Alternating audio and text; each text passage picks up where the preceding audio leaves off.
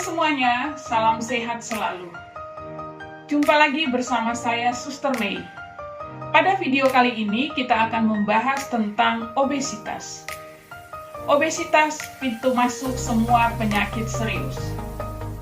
Apa itu obesitas? Di dalam kehidupan sehari-hari kita mengenal dengan kata kegemukan atau berat badan lebih. Sahabat sehat, di Indonesia, obesitas menjadi salah satu masalah kesehatan yang juga mendapatkan perhatian khusus. Obesitas sangat mempengaruhi kualitas hidup seseorang. Di dalam kehidupan sehari-hari, terkadang kita melihat ada anggota keluarga kita atau teman kita mengatakan bahwa berat badan saya berlebih, tetapi saya tidak apa-apa. Apakah itu betul? Atau ada juga yang mengatakan bahwa saya naik 1 atau 2 tangga, saya begitu merasa kelelahan. Apakah itu masalah? Untuk itu, sahabat sekalian, kita perlu mengetahui apa itu obesitas, apa dampak obesitas dan dalam kehidupan kita sehari-hari, dan bagaimana kita mengatasi obesitas yang terjadi dalam kehidupan kita. Mari kita simak bersama penjelasan saya kali ini. Baik, di slide saya kali ini saya menulis judul yaitu obesitas pintu masuk penyakit serius. Pertanyaan pertama yang akan muncul bagi kita saat ini adalah apa itu obesitas? Obesitas merupakan penumpukan lemak yang berlebihan akibat ketidakseimbangan asupan energi atau energi intake dengan energi yang digunakan atau energi expenditure. Ya, itulah sebabnya mengapa dikatakan obesitas. Di dalam kehidupan kita sehari-hari, kita juga menemukan ada orang yang badannya tidak terlalu gemuk, ya.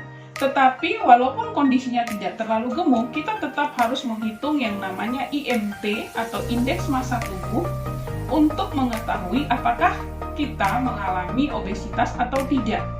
Tetapi bagi mereka yang memang berat badannya berlebih, maka kita tidak perlu menghitung IMT karena sudah jelas bahwa orang tersebut mengalami yang namanya obesitas. Nah, sahabat sehat, obesitas ini sangat mempengaruhi kualitas hidup atau kondisi hidup kita dan kesehatan kita, baik secara langsung maupun tidak langsung. Selain itu, obesitas juga mempengaruhi kepadatan tulang seseorang. Mengapa? Karena kondisi gemuk ini bisa menyebabkan kerapuhan pada tulang sehingga tulang gampang patah. Yang perlu kita pahami juga adalah obesitas ini berhubungan dengan penyakit-penyakit berbahaya. Contohnya serangan jantung, penyakit jantung koroner, penyakit stroke, diabetes, kemandulan, bahkan sampai mengarah pada penyakit kanker. Sahabat sehat, di Indonesia saat ini obesitas tidak hanya dialami oleh orang dewasa, tetapi obesitas juga dialami oleh anak-anak kecil. Mereka juga, walaupun masih usia dini, tidak menutup kemungkinan menderita penyakit-penyakit yang berbahaya. Contohnya masalah pertumbuhan, depresi, ataupun diabetes. Maka, yang perlu dipahami oleh orang tua atau kita semua adalah kita perlu mendukung anak-anak untuk selalu mengkonsumsi makanan yang sehat. Dengan kemudahan teknologi yang ada, semua serba instan, bahkan untuk membeli makanan kita tinggal mengambil HP dan memesan. Jadi otomatis akan lebih banyak waktu untuk duduk atau beristirahat. Sedangkan energi selalu masuk karena kita mendapatkan makanan dengan semakin mudah. Ya. Bahkan sahabat sekalian, sambil menyetir pun kita bisa sambil makan. Hal ini membuat energi intake yang ada di dalam tubuh semakin berlebihan. Di sini, kita perlu mengetahui permasalahan yang mendasar bagi obesitas, yaitu permasalahan antara energi intake vs energi expenditure. Ya. Sahabat sehat, apa itu energi intake dan apa itu energi expenditure, kita perlu mengetahui bersama. Energi intake adalah jumlah energi yang diperoleh dari makanan dan minuman yang dikonsumsi setiap hari.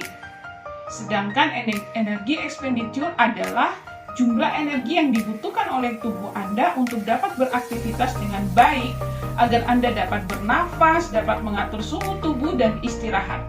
Itu semua membutuhkan kalori dan energi. Jadi di sini terjadi ketidakseimbangan antara energi intake atau energi yang masuk dengan energi yang Anda gunakan. Dengan berlebihnya energi intake, otomatis energi tersebut akan disimpan dalam bentuk lemak dalam tubuh Anda. Inilah yang mendasari mengapa banyak orang di Indonesia yang mengalami obesitas. Nah, sahabat sehat, ternyata bukan hanya obesitas. Stres juga mempengaruhi kesehatan Anda secara keseluruhan. Dapat mengganggu sistem tubuh, termasuk salah satunya adalah sistem hormon. Ketika Anda menjadi stres, maka hormon tubuh Anda menjadi kacau, sehingga memperlambat metabolisme di dalam tubuh Anda. Dalam kehidupan sekarang, stres justru membuat Anda makan lebih banyak. Stres juga membuat metabolisme dalam tubuh Anda melambat. Akhirnya yang terjadi adalah penumpukan lemak di dalam tubuh Anda.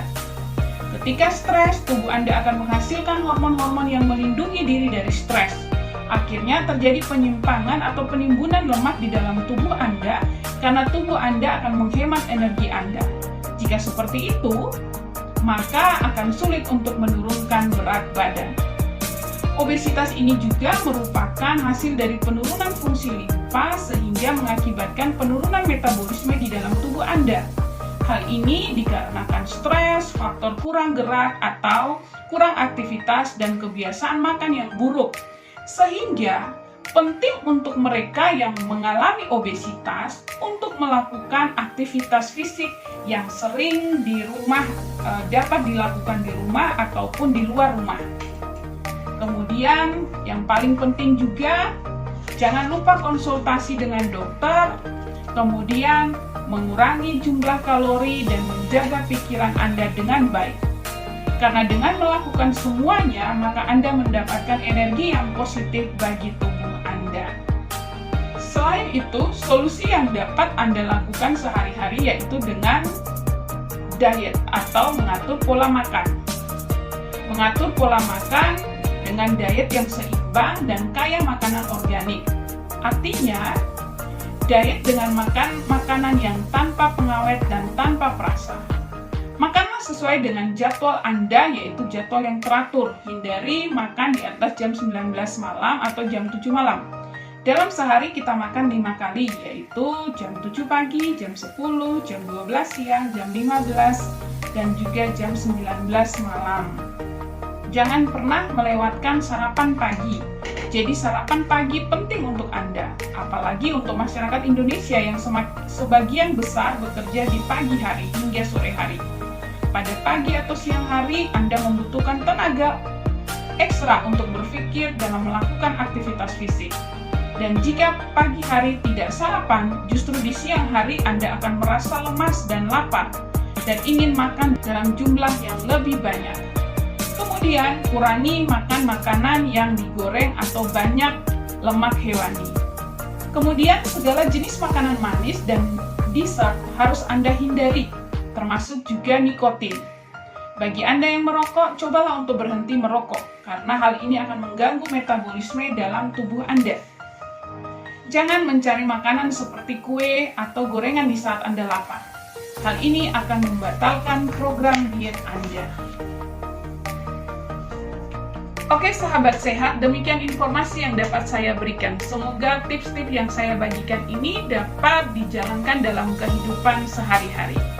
Seperti biasa, jika video ini bermanfaat bagi Anda, silakan di-like, di-share, di-subscribe, sehingga channel ini terus bermanfaat bagi kita semua. Terima kasih, salam sehat untuk kita semua. Bye-bye.